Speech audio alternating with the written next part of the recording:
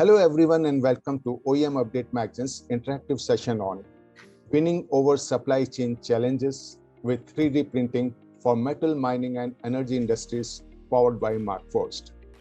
Markforged is a well-known additive manufacturing company that designs, develops and manufactures the Digital Forge, an industrial platform of 3D printers, software and materials that enables manufacturers to print parts at the point of need. This is considered as leading additive manufacturing platform for manufacturing and factory floors.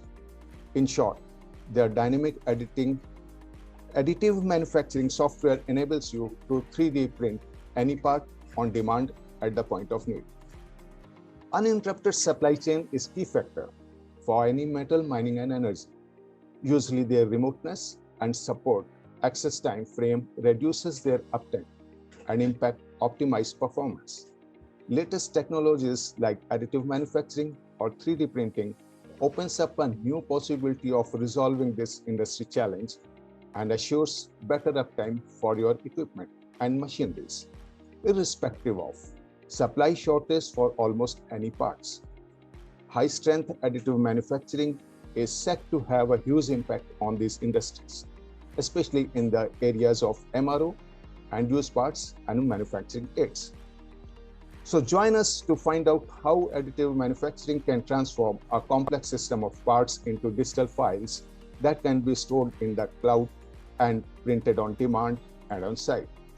No need to worry about trade wars, quarantine procedures, rising shipping prices, lead times, or machine. Find out what this means for the mining, metal, and energy industry in 2022 and beyond. On this note, today we have come together to witness an engaging interactive session on winning over supply challenges with 3D printing for metal, mining, and energy industries powered by Markforged. Ladies and gentlemen, it's an honor and privilege for me to introduce to today's distinguished speakers, Mr. Vibhu Datta Mohanty, Innovation Head in Vedanta Limited, Mr. Anuj Buddhiraja, Country Manager, India, Markforged, and Mr. Prashant Sinha, Additive Manufacturing Expert, India, Markforged. So I would like to start with Mr. Anuj.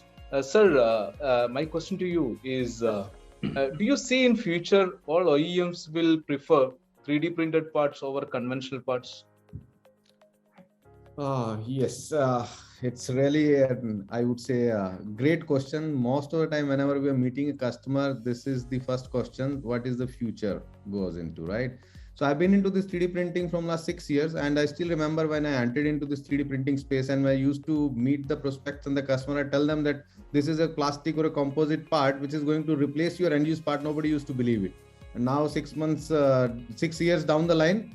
The most difficult component in the most difficult industry with the most difficult machineries is like metal and mining. If they can use the part as an end-use part, I'm sure this can be used in any of the industry as an end-use part.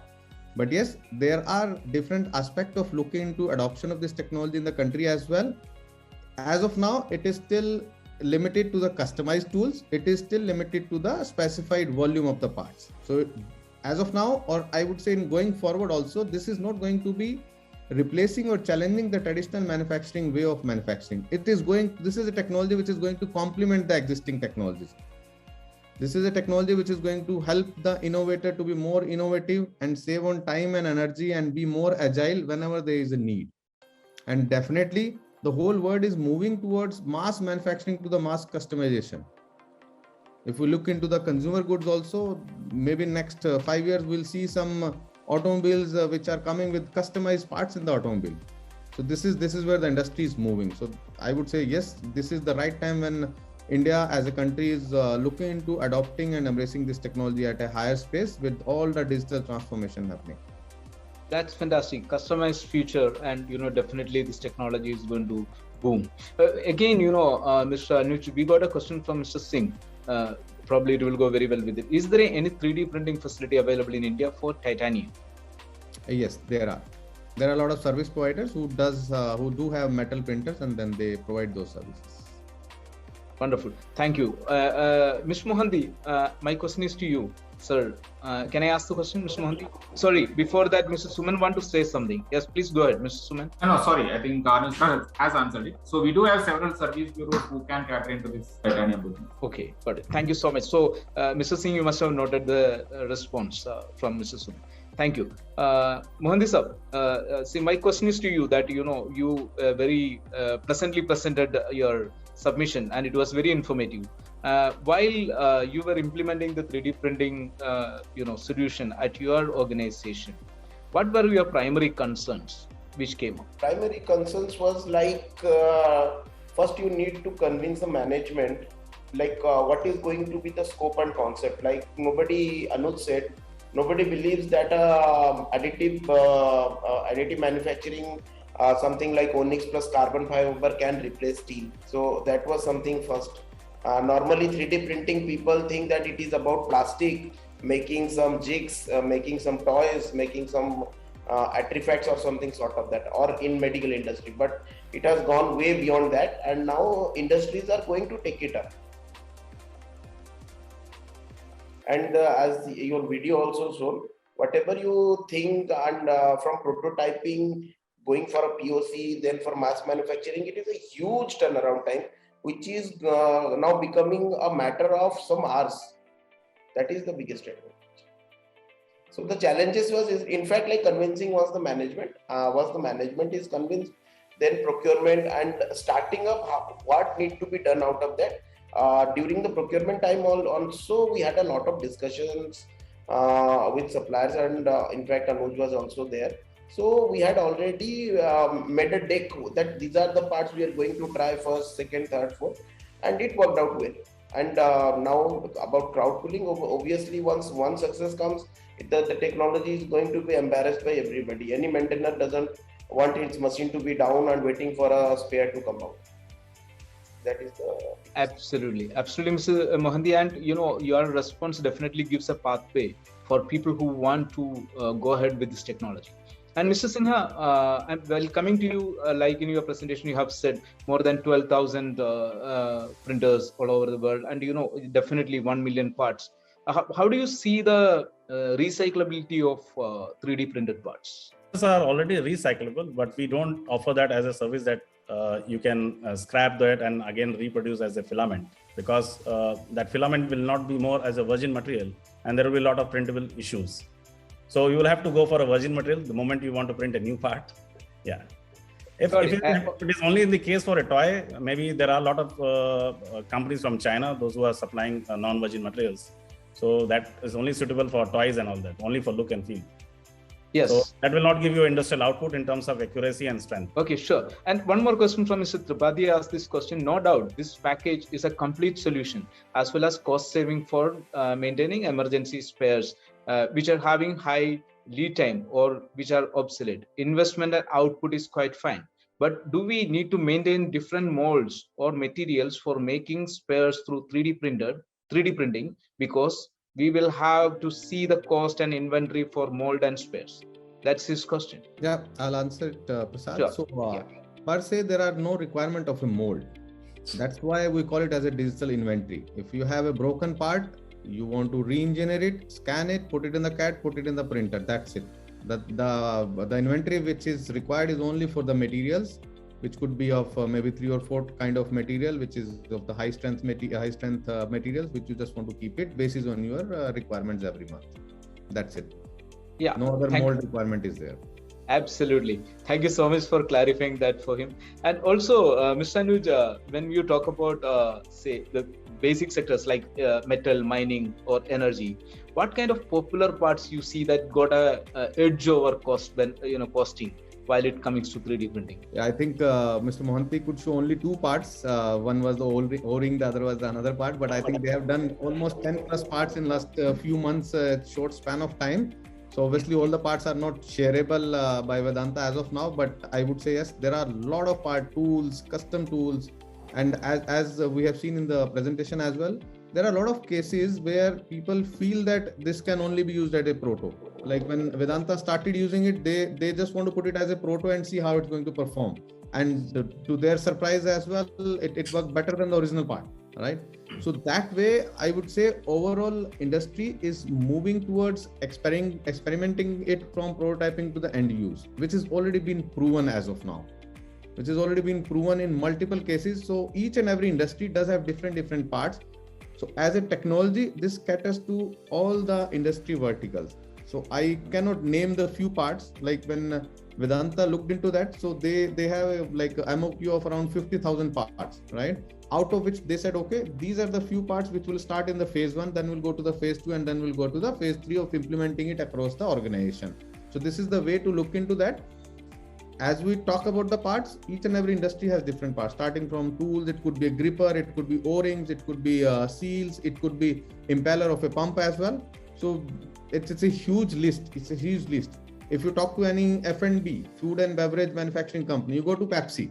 Now, Pepsi is a global customer of Markforged. They have printed, I don't know how many number of shoots they have printed, how many number of conveyor components they have printed, and they're using it on their production lines as well.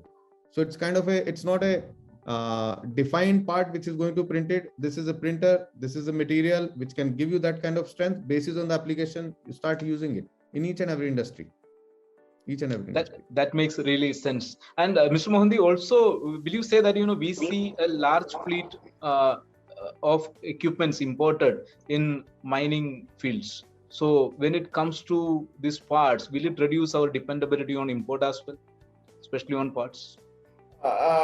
Yes, not 100% I will say, because there are many proprietary parts which we will never do.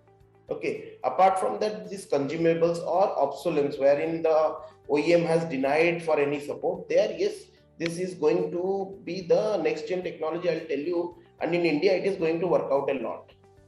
In India, normally what happens now, we start little bit, but our acceleration rate is too high, and this will again going to. And Mr. Sinha, somebody was asking that, are there any certifications for 3D printed parts which will allow the end user to aware about its quality and performance under peak conditions? So all our composite materials, whatever the grade, right, from the onyx or the FR grade, or even the continuous carbon fiber, even to metal, we have complete ASTM standards, which gives you ample, detailed study about our tensile strength, compressive load, the temperature, HDT. So whenever the designer, if he's a new startup who is going to use the 3D printer, he can always refer that sheet. And apart from that, our company also has a Markforged University, where we have a complete content and technologies to transfer.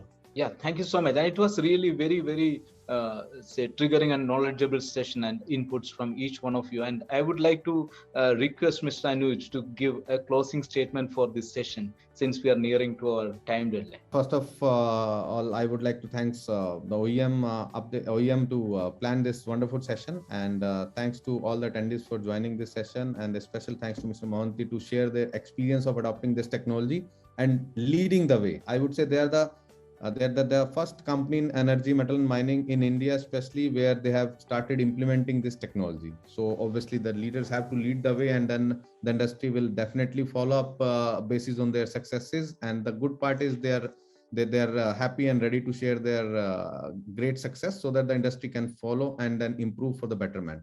So I would say in last couple of years after the pandemic, everybody has learned their lessons in terms of how to handle the supply chain challenges, in terms of how to manage their sales as well. So obviously the production needs to go on when the people are still working from home, not going to the office. So how it can be possible? The only way is like, yes, digital inventory, digital transformation, where everybody in each and every industry is ready to adopt this technology and moving towards more and more automation and digital manufacturing. So just to sum it all, I would say next 5 years are going to be really exciting for India in terms of adopting Industry 4.0 and adopting digital transformation. So wonderful, sir. Thank you so much. And it was very, very interesting conversation, and our delegates were very interactive and engaged in this discussion. We got many number of questions, and we could able to share this knowledge with this industry. And thank you so much, Mr. Anuj, Mr. Mohanty, and Mr. Sinha, and Mr. Suman and Harsh, for providing this facility to share your technology and information with this industry. Thank you so much. See you again in upcoming sessions. Take care.